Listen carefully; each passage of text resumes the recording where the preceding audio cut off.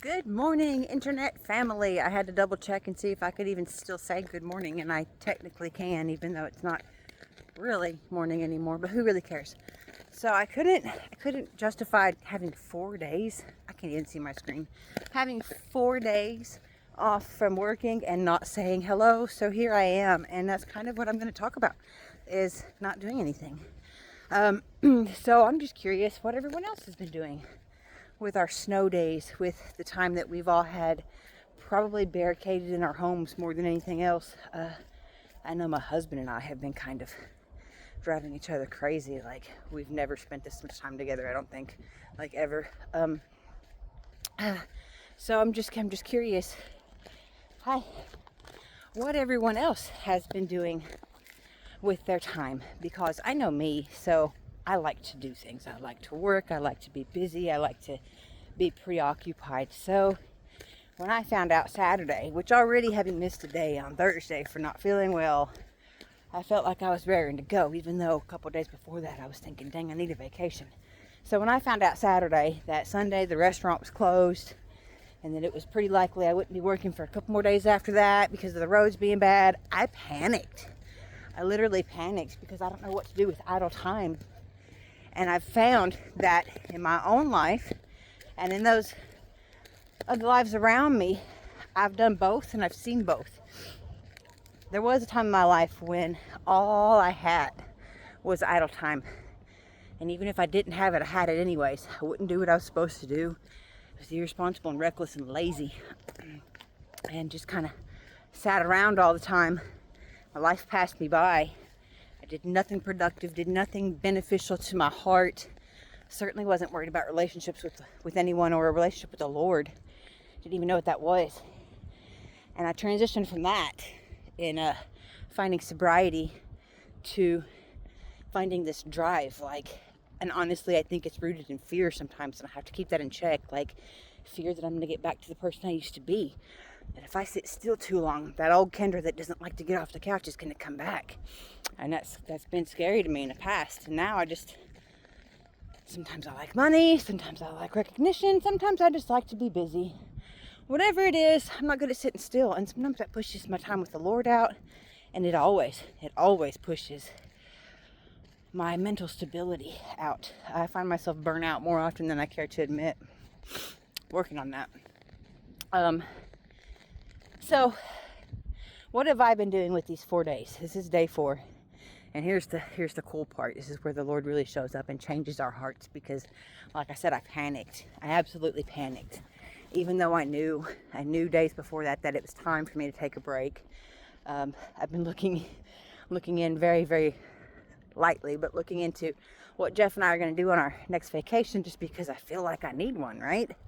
Even though it's not months till I would want to take one again. So here I am with 4 days. And I could have worked today. Had a couple of things I could have done today. But Sunday night I prayed, God, take this from me, take this anxiety from me.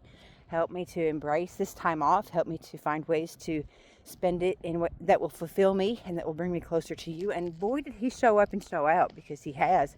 And I didn't allow myself to accept any work today. I stuck with my original plan. And let me tell you something too, like, I can take anything, any blessing, and turn it into a chore and a burden and a responsibility. Even running, which I love to do so much, even on the days that it's the least fun for me.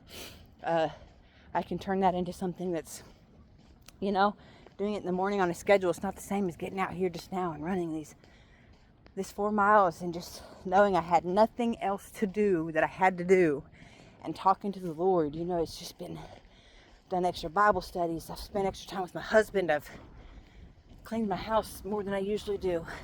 Somebody's still gonna have to pay me to deep clean it, because I'm probably not gonna do it otherwise. But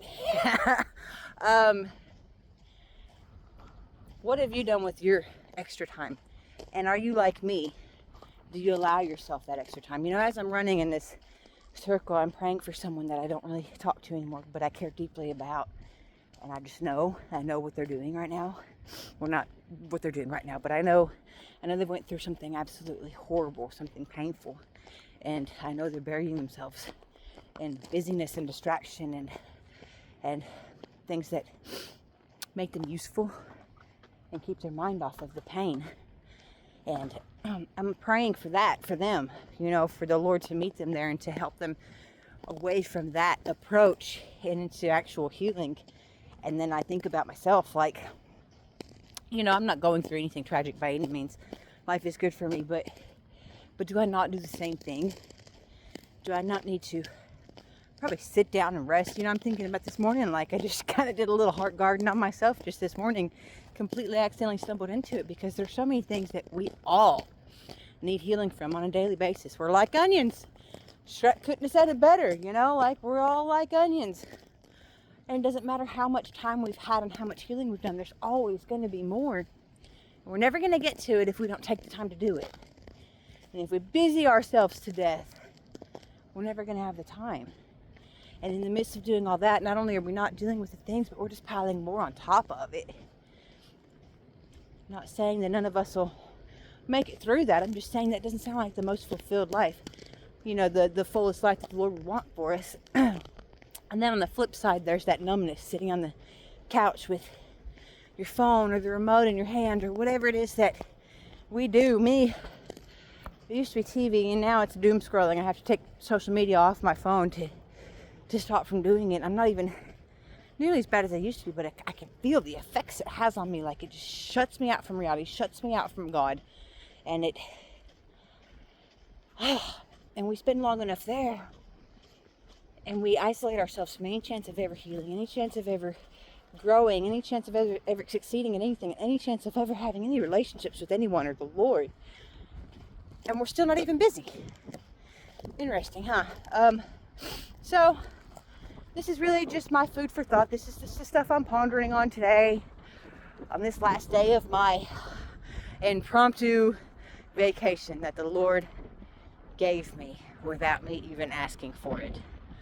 Now that I think about it, I feel like He kind of downloaded it into me a couple of weeks ago that I was getting one. And boy, it feels good. And I'm just praying. God, I'm just praying that I don't forget again, like I have so many times in the past, that I've got to take the time to rest and reset, the time to get close to Him, the time to not have an obligation coming up around the corner when I'm doing something, so I have no pressure. The time, just take the time, you know, block off the time to not have anything blocked off. I'm praying I don't forget. And I know I'm not the only person out there like this. I know I got tons of women on my page like this. So I'm just praying that this touches someone else's heart, and that someone else can sit and ponder this and find inspiration to move forward with their life, being intentional, to take the time and to use our time wisely. Because guys, using our time wisely, while it usually looks like doing things, it can't always. It can't. Because where's the time for us to just hang out with the Lord and for us to be filled in that? You know, I did a Heart Garden. Heart Garden is an inner healing ministry, by the way. It's twice I've mentioned it, so I have to put that out there. Heart Garden Ministries, whoop whoop, best thing in the world I've ever done. The last training I went to, and the last practice session that was done on me, these are so fun too. Jesus asked me if He could trust me with His time, just to, you know, and He was giving me a picture of me and Him just hanging out, not doing nothing. Like I wasn't seeking Him for an answer for anything. I wasn't doing any Bible studies. I was just hanging out with Jesus like a friend. And I remembered that for a while, and He's reminding me of it now. God, don't let me forget. Don't let us forget that You love us. God, that You love us, and that You just want to spend time with us. And that while we should be doing our Father's work, what's the point without the relationship? What's the point without enjoying the life that You have given us and enjoying the Lord? So, you all have a wonderful rest of your day. Don't freeze to death. Don't be lazy. Don't be too busy. I love you all.